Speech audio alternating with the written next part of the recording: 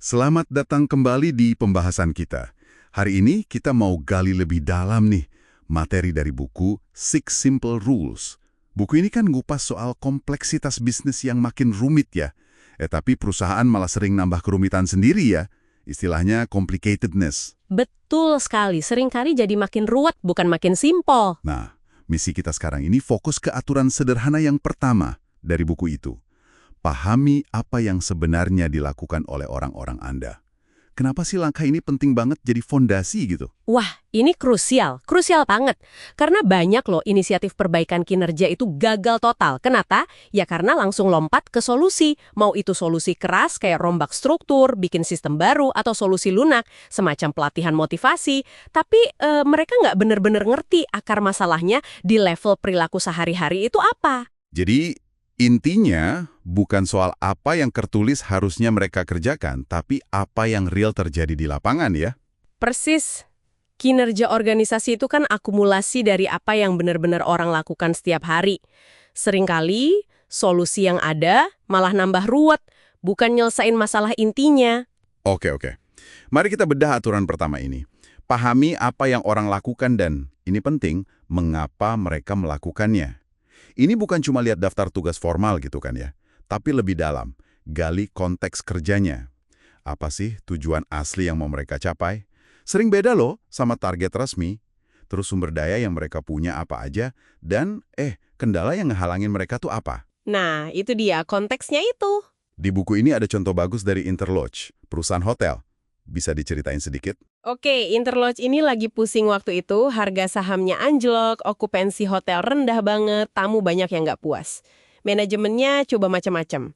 Solusi keras ya, restrukturisasi, terus pasang sistem yield management baru, itu loh yang buat atur harga kamar biar optimal. Oh, yang harga dinamis itu ya? Iya, betul. Terus ada juga solusi lunak, pelatihan guest engagement, biar resepsionis lebih proaktif gitu ke tamu. Ditambahin insentif juga. Lengkap ya, kayaknya udah semua dicoba. Hasilnya? Nihil, gagal total. Nah, ini menariknya. Kenapa gagal? Ya karena mereka nggak paham konteks kerja si resepsionis ini. Fokusnya cuma ke apa yang resepsionis nggak lakukan. Nggak jual kamar lah, nggak bikin tamu puas lah. Bukan malah nanya, dia sebenarnya ngapain aja sih seharian? Dan kenapa? Gitu. Wah, menarik. Terus, gimana cara mereka akhirnya paham? Buku ini cerita soal observasi dan wawancara ya? Betul, tim konsultan turun langsung, ngamatin, ngobrol. Nah, temuannya apa tuh? Pasti mengejutkan ya? Banget. Ternyata tujuan utama resepsionis itu bukan ngejar insentif loh. Loh, terus apa dong? Tujuan utamanya itu gimana caranya menghindari stres karena harus ngadepin tamu marah. Marah karena apa? Marah karena masalah fasilitas. TV rusak lah, keran bocor lah, AC nggak dingin. Masalah-masalah yang sebenarnya tanggung jawab housekeeping atau maintenance, tapi sering lambat atau nggak ditangani. Oh gitu. Jadi resepsionis ini kayak di ujung tombak ya, kena getahnya duluan? Nah, itu kendala utama mereka. Tergantung sama departemen lain yang kerjasamanya kurang bagus. Terus sumber daya atau cara mereka ngatasinnya gimana? Pasti ada solusi versi mereka sendiri kan? Dan ini dia yang bikin masalah lain muncul. Pertama, ada resepsionis yang nekat coba benerin sendiri masalah kecil. Misalnya benerin TV. Tapi kan malah ganggu tamu lain yang nunggu.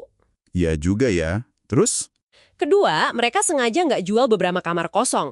Disimpan buat cadangan darurat. Jadi kalau ada tamu ngamuk soal kamarnya, bisa langsung dipindahin ke kamar cadangan itu biar tenang. Wah, pantesan okupansinya turun terus ya? Betul. Ketiga, mereka jadi gampang banget kasih diskon atau voucher buat kompensasi tamu yang kecewa.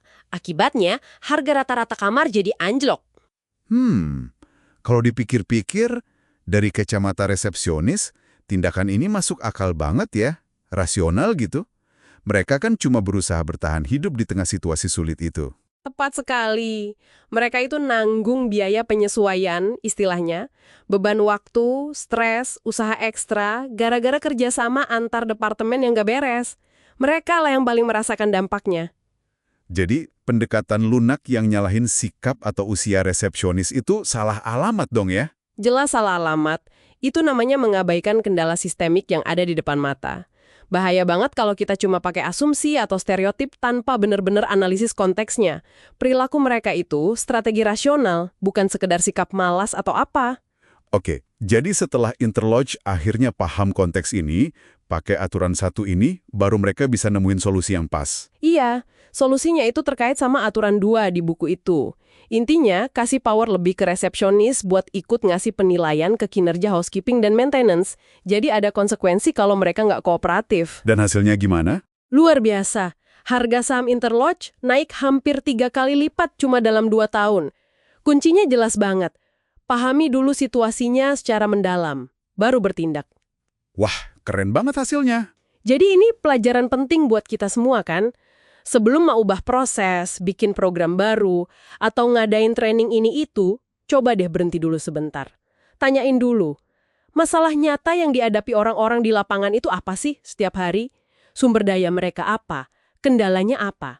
Gimana struktur, sistem, target yang ada sekarang ini membentuk perilaku mereka, seringkali tanpa kita sadari.